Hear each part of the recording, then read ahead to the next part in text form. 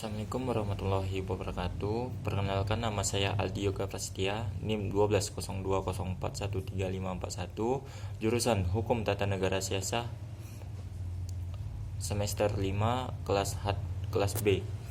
Baik, saya akan membacakan hukum Islam di Malaysia.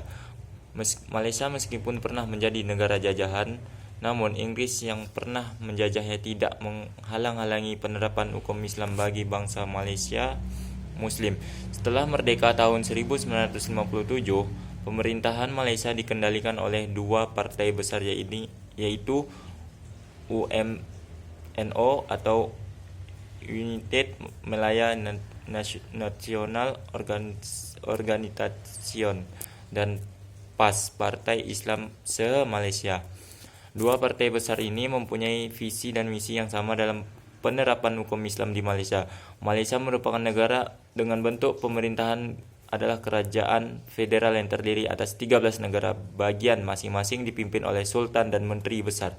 Sejarah masuknya Islam di Malaysia tidak terlepas dari peran kerajaan-kerajaan Melayu jauh sebelum datangnya Inggris di kawasan tersebut, sebab kerajaan-kerajaan di Malaysia dalam sejarahnya dikenal dengan kerajaan Islam dan oleh pedagang Gujarat.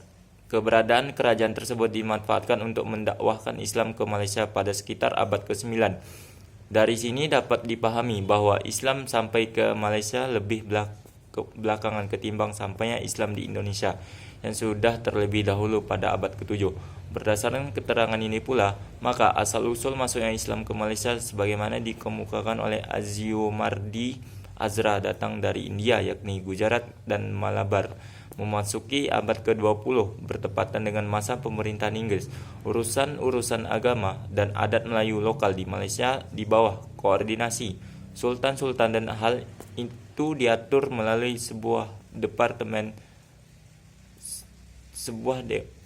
dewan ataupun kantor sultan. Setelah tahun 1948, setiap negara bagian dalam Federasi Malaysia telah membentuk sebuah departemen urusan agama. Orang-orang Muslim di Malaysia juga ditunduk pada hukum Islam yang diterapkan sebagai hukum status pribadi dan tunduk pada yurisdiksi pengadilan agama atau mahkamah syariah yang diketuai hakim agama. Memasuki masa pasca kemerdekaan, semakin jelas sekali pola perkembangan Islam tetap dipengaruhi oleh pihak penguasa, sebab penguasa atau pemerintah Malaysia menjadi Islam sebagai agama resmi negara. Warisan Undang-Undang Malaka yang berisi tentang hukum Islam berdasarkan konsep Qur'ani berlaku di Malaysia. Di samping itu, ada juga Undang-Undang Warisan Kerajaan Pahang diberlakukan di Malaysia yang di dalamnya terdapat sekitar 42 pasal di luar keseluruhan pasal yang berjumlah 68 hampir identik dengan hukum Islam. Mazhab Syafi'i, pelaksanaan undang-undang yang berdasarkan Al-Quran dan realisasi hukum Islam yang sejalan dengan paham mazhab Syafi'i di Malaysia sekaligus mengidentifikasikan bahwa Islam di negara tersebut sudah mengalami perkembangan yang signifikan. Umat Islam di Malaysia berada di bawah negara federasi yang berbentuk kerajaan dan Islam dinyatakan secara resmi sebagai agama negara.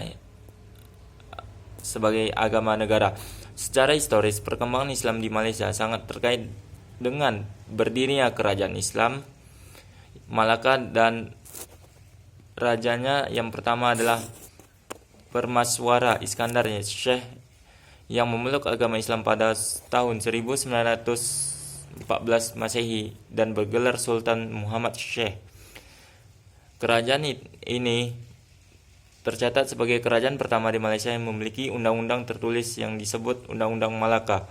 Bukti diterapkannya hukum Islam di Malaysia yang terdiri atas 3 fase periode Melayu. Yang pertama periode Melayu, yang kedua periode penjajahan, yang ketiga periode kemerdekaan. Kodifikasi hukum yang paling awal memuat dalam prasasti Terengganu yang ditulis dalam aksara Jawi dan memuat daftar mengenai 10 aturan. Bagi pelanggarnya mendapat hukuman. Prasasti ini dibuat pada hari Jumat 4 Rajab 702 Hijriah atau Februari 1303 Masehi. Selain kodifikasi hukum tersebut, terdapat pula risalah hukum kaum atau buku hukum singkat Melake yang mengatur semua menyangkut keperdataan dan bahkan pidana Islam.